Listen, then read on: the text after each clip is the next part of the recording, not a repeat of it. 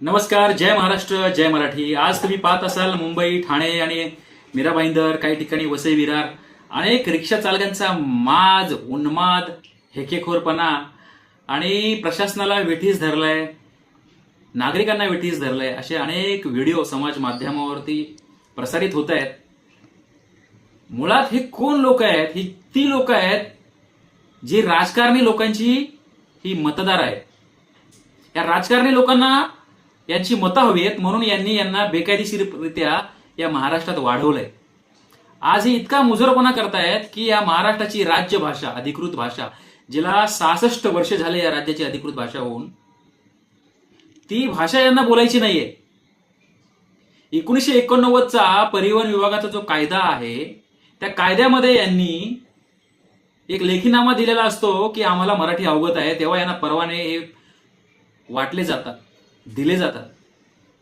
फक्त गेल्या अनेक वर्ष याची अंमलबजावणी होत नव्हती. आम्ही अनेक वर्ष शासनाकडे पाठपुरावा करतोय. आता त्याची अंमलबजावणी होते. नामदार सन्माननीय श्री प्रताप सरनाईक, जे परिवहन मंत्री महाराष्ट्र राज्याचे आहेत, यांनी हा पुढाकार घेतलाय. त्यांच्यासोबत खंबीरपणे आम्ही मराठी एकीकरण समितीच्या मार्फत अनेक असंख्य मराठी लोक सोबत आहोत. हा महाराष्ट्र त्यांच्या सोबत आहे, शासन सोबत आहे आणि सगळ्यांनी मोठ्या जल्लोषात या निर्णयाचं स्वागत केलेलं आहे. खरं तर ही अंमलबजावणीला उशीर झालेला आहे. आम्ही फेब्रुवारीपासून याचा पाठपुरावा करतोय आणि तेव्हापासून यांनी सांगितलं होतं की 1 मे पासून याची अंमलबजावणी होईल, परंतु त्यांनी वेळ काढूपणा केला आणि 1 मे पासून सांगितलं गेलं की आपण 15 ऑगस्ट पर्यंत यांना मुदत देऊ. 3 महिन्याची मुदत दिली. आताही फक्त नोटीस बजावल्या जात आहे आणि 1 महिन्यानंतर 3 महिने यांचं लायसन्स, परवाने रद्द होतील. देशामध्येच नव्हे, जगामध्ये असं कुठलंही शहर नाही, देश नाही, राज्य नाही, जिथे स्थानिक भाषा न येता तुम्ही उदरनिर्वाह करू शकता किंवा हे दळणवळणाचे जे साधन आहेत ते वापरू शकता.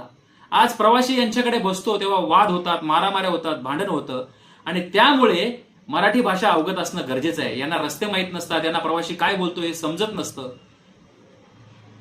या परप्रांतीयांनी फक्त मराठीच्या सक्तीला आता विरोध नाही करत आहे. ते रिक्षा, टॅक्सी, हे ओला उबेरला आता आपण केलं, याला उशीर झालाय. परंतु याआधी जेव्हा मराठी भाषा नाम फलकावर असावी, मराठी पाट्याचा जो विषय आपण आणला होता, जो 1948 पासून आहे, जो 1966 मध्ये आला, त्यानंतर 2020 मध्ये पुन्हा 2017 मध्ये त्याच्यात बदल झाला, 2020 मध्ये बदल झाला, तेव्हापासून हे परप्रांतीय त्याला देखील विरोध करत आले.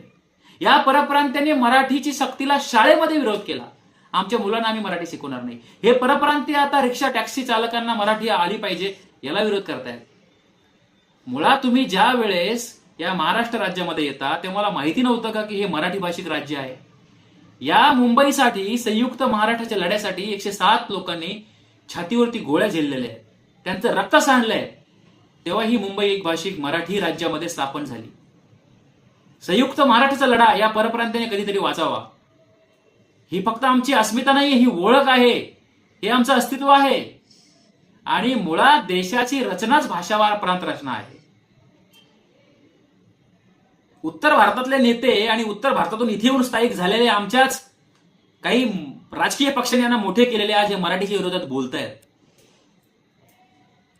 तुम्हाला लाज वाटत नाहीये की तुमच्या नाकारत्यापणामुळे तुमच्या राज्यामध्ये रोजगार नाही आहेत, उदरनिर्वाहाचे साधन नाही आहेत, नोकऱ्या, व्यवसाय नाही आहेत, म्हणून या परप्रांतीय गोरगरीब लोकांना महाराष्ट्रात यावं लागतं.